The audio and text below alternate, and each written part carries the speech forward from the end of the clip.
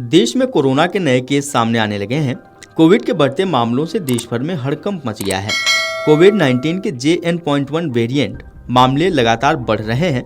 महाराष्ट्र, गुजरात, हरियाणा और उत्तर प्रदेश जैसे राज्यों में भी मामले सामने आए हैं, जबकि केरल, महाराष्ट्र और तमिलनाडु में सबसे ज्यादा मामले बढ़ रहे हैं। केरल सरकार ने सभी जिलों में सख्त निगरानी और रैंडम कोविड टेस्टिंग शुरू कर दी है। तमिलनाडु सरकार ने भी सार्वजनिक स्थल पर मास्क पहनने को अनिवार्य कर दिया है। कोरोना के बढ़ते मामलों को देखते हुए केंद्रीय स्वास्थ्य सचिव ने शनिवार को समीक्षा की। मीडिया रिपोर्ट्स की माने तो कोविड के बढ़ते मामलों को देखते हुए केंद्रीय स्वास्थ्य मंत्रालय सतर्क हो गया है और अपनी कई एजेंसियों के माध्यम से स्थिति पर लगातार नजर रख रहा है। कर्नाटक में शनिवार को कोरोना के 5 नए मामले सामने आए। बेंगलुरु में कोरोना की वजह से एस्टर अस्पताल में 84 वर्षीय मरीज की मौत हो गई। 17 मई को मरीज अस्पताल में भर्ती हुआ था, जिसके बाद उसका कोरोना टेस्ट पॉजिटिव आया था। कर्नाटक में 38 मामले सामने आए हैं, जिनमें से 32 बेंगलुरु में एक्टिव हैं।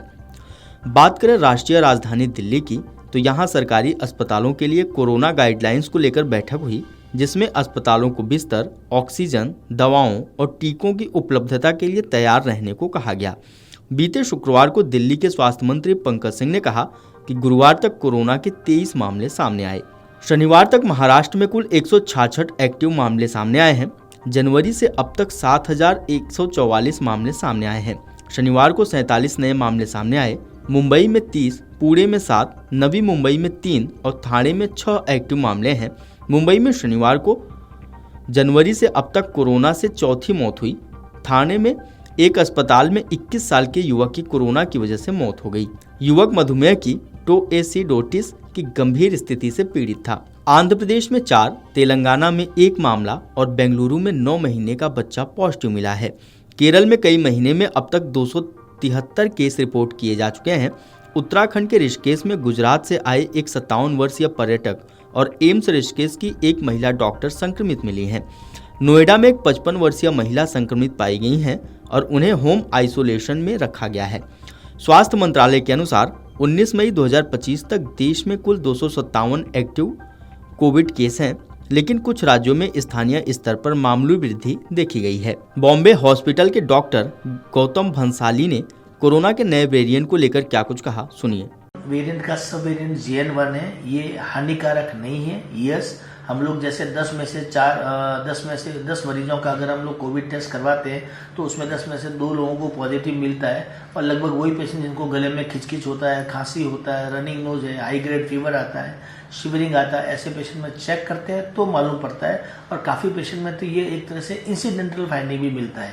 सो बिल्कुल भी हानिकारक या प्रॉब्लम करने वाला या घबराने वाली बात इसके अंदर बिल्कुल भी नहीं है।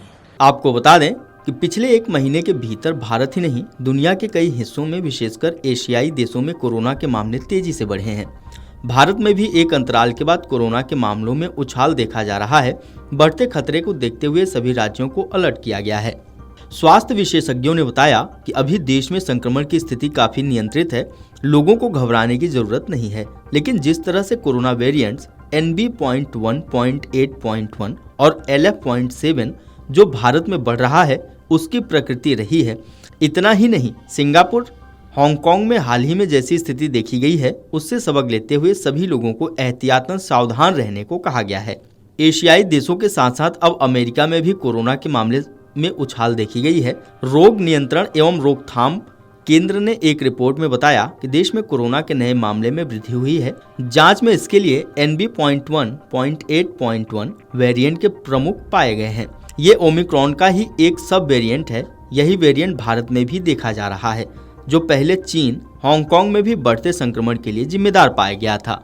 CDC के प्रवक्ता ने कहा कि फिलहाल इस वेरिएंट के मामले इतने अधिक नहीं हैं कि इसे कोविड डेटा ट्रैकर में शामिल किया जाए, लेकिन सभी लोगों को बढ़ते जोखिमों को देखते हुए अलर्ट जरूर किया गया है। अभी तक US बेसलाइन सर्विलांस डेटा में NB.1, .8.1 के 20 से भी कम सीक्वेंस हैं।